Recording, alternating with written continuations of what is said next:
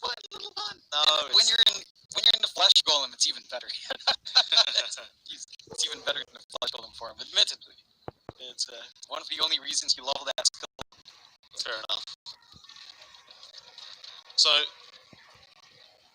perhaps they start off as a trialing here for Vici Gaming. I mean, the Undying is just one of those heroes that really does enjoy trialing if that's what you want it to do. And it may be worth starting off as one, just with the ES, and see if you can just get an early first blood going for yourself on Vici Gaming side. And I believe they are going to try up at the top rune spot.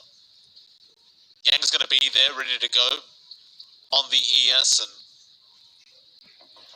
see if they can roll in on somebody and perhaps set up that first blood pack. Oh, SCCC, this is not the place to be at the moment. They're going to roll, it won't connect, but Yang is going to level up the Fisher, still SCCC, going to just try and Spectral Dagger his way out. He will make it. And Roshan just bashing PY, like, don't you even think about it.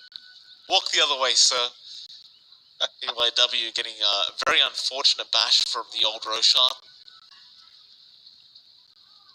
Yeah, and that breaks off that engagement. Of course, it does actually look like they're going to be splitting off, which is what I'd prefer. You know, Undying is such an EXP greedy hero that a tri-lane just ruins his timings. You're going to miss out on your level 2, the time you'd want it. You're going to miss out on the key level 3 when you'd want it. And at that point, you just give up in the lane. You know, you miss those ticks. The power spikes are just not there. And what? His Fade can't do anything. He always like, you don't want to fight? Well, what's the problem? Are you missing some strength right now? Oh, looks like you're missing more strength, Fade. What's going on? It's a tough lane for the Tiny. You can't really do much here up against DY. And I suppose just with his presence alone, DY can force that safe lane into a 1v1. Though you'd make the argument perhaps he doesn't really want that, because XSS on the Enigma is going to be able to deny a lot of creeps and control the lane here up against heroes. So you might need to really concentrate on just shutting down the Enigma rather than Fade on the Tiny. Yeah, it's not really ideal for DY to just play tag with Fade. Fade is perfectly fine. He's just looking for a toss situation. I think that's why the posturing's happening. But XXS, you know, it's the Enigma, right? You can just mono conversion, deny that range creep every time. Yours is off to a pretty decent start. He's 7-0, so our Morphling is not really hindered so far.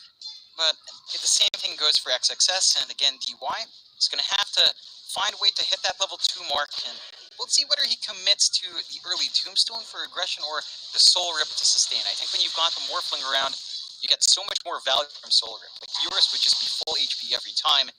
So, you know, just playing that sort of defensive Undying in this game should be something that pays off down the line. I agree with that. I don't think there's much point in the early point in Tombstone either. He'll hit that level 2, and he does indeed go for the Soul Rip. So Eurus will be very, very safe now, knowing he'll have that free boost of HP every time he needs it. Of course, in the mid lane, Chuan is going to be up against Ori. The Kunkka versing Void Spirit once again. Ori just going to try and replicate his performance last game in the laning phase and try to, at minimum, even it out up against Chuan, who should theoretically have somewhat an advantage on the Kunkka. And as long as Ori can survive, he should be alright. And it's just going to be a matter of how they can follow up after the laning stage with this Void Spirit. And of course, Chuan is definitely going to want to replicate his own performance because he had a great game in game number 1. Really just setting a great pace for his team. And if he can do that again with their draft, it's going to be hard for Vici to come back. And so he really does have a lot of the game in his hands. Yeah, and we were talking about the way for this lane to change with the support rotations. It doesn't look like the top lane's ready for that, as PYW is under a lot of pressure from this dual lane. He is. He's going to get chased down, and, well, Fisher is going to save him for now. But no, Baboka does end up getting the first blood on the Phoenix. As CCC getting himself some nice XP, and he's back into the lane. Yang's been doing a decent enough job of trying to get a bit of harassment and a few denies out up against the Spectre. But overall, SCCC is still just farming fine. And it's going to be a matter of what kind of item build this Spectre wants to go for this game. It looks like my question has been answered. He's going for a Meteor Hammer. Yeah, I like it. I think SCCC understands that the region can be good, although down mid. Oh, they do say Fade. He comes in with the Avalanche. Chuan, he already has 2 braces up, so these ES rotations from PYW, they're probably pointless at this point because the Kunk is way too tanky. Oh yeah, and not only that, but with that leeway he got, of course he can play X EP just to refill himself. He has one bottle, but this is mitigating that early presence you want from PYW. And again, that's one of the things the Earth Spirit's supposed to excel at. Those early rotations out, so they're not quite finding those openings. And well, Aster so far off to a pretty swell start, even down bot. You look at it again, Fade's just chasing around EY. This means that he's not near his morph. This means that he's not applying that pressure on lane. Although it is still fairly good farm for yours. You take a look at XXS, he's got 11 denies. And yeah, it's just set to get worse and worse as this lane just continues on. I don't think Fade should be allowed to do what he's doing on this Tiny. Because as the Undying, you are very, very lane dominant. You don't actually want to lose the lane to the other support.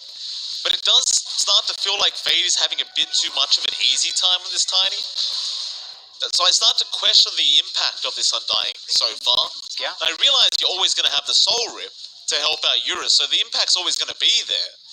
But apart from that, I mean, you could have picked up any other hero that can heal him. It's just not your standard Undying that runs in, spams decay and dies and then just comes back and does it all over again. He's been very all over the place trying to get these pulls off and trying to get the creep equilibrium the way of Vici, but the problem is Fade keeps interrupting these pulls. He's just not making it easy.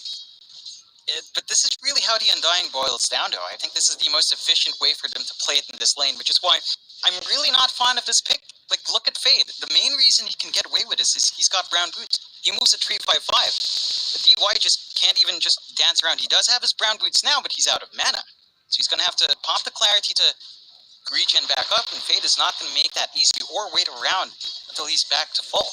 No, he's just stealing the creeps away. And this lane is just going to push out again, because now you've got more creeps. In fact, Fade, he's going to go for a chase. He'll give up on that. Didn't really have much mana to begin with, but he does bring some clarities and mangoes out.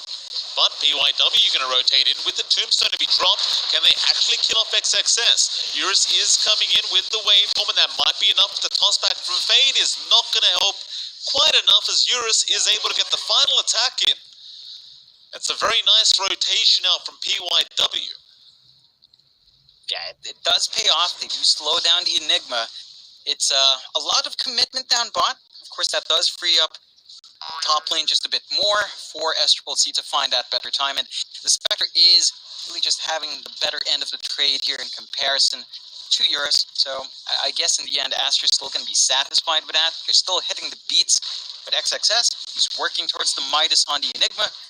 And at that point, the farm is just steady going for our Enigma. Whereas Yang, I mean, there's still a lot more to build on the Shaker. He's still at 5, and SCCC does have a 6. Even Baboka on the pause 5 Phoenix, he's been soaking a good amount of XP for himself here. Should be able to hit his own level 6 mark at a relatively good time as well. Yeah, it's one of the weak points about the Earth Spirit in laning phase. It's kind of hard to contest the Phoenix. And if Baboka's been allowed to get pulls off consistently on that Phoenix, he's just been able to get so much XP on his own. You just don't want that as Vici gaming. But there's just no way around it with an Earth Spirit, because he really does not contest those pulls at all very well.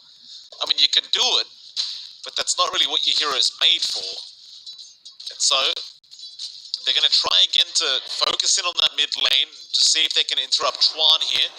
Power Rune going to spawn up, Ori going to fight over it with the roll in now. PYW does get the stun, and the X is going to be out on that Earth Spirit. Now Fade, he's going to come in, boats are flying, but it won't connect on anyone. They still toss PYW further, but now DY is here on the Undying. And this is not looking great for either team. Both are eventually just going to have to back off, as they just don't have the damage output yet. But rolled back in, PYW trying to protect that Illusion Rune. Chuan unable to get it. Now perhaps they could try to go onto Chuan, but you just have so many spells on cooldown for Vici, they just can't. So everyone gets out scot-free, and well, that was all over an Illusion Rune. Yeah, and it's a net win for Aster because they dropped the tombstone from DY, so that's 175 gold going the way of the Kunkka. Just like that, this is another downside of the Undying. Like, you have to commit that tombstone to win out in these trades, but when you lose the tombstone, and at level 1, it's very easy to lose it. It's a lot of gold for Aster to play with, so they're perfectly happy with his trade. They've got free space for Aster. We'll see what his kind of movement. He's got his Meteor Hammer, Mike. His farm's going to accelerate in that jungle, and this is really just playing into what Aster wants to are. I love it. Lane, they're going to make a jump. They have caught out the Phoenix. He will go down. Again, you can't really show yourself against PYW and Ori, because as soon as that roll connects, you're going to die.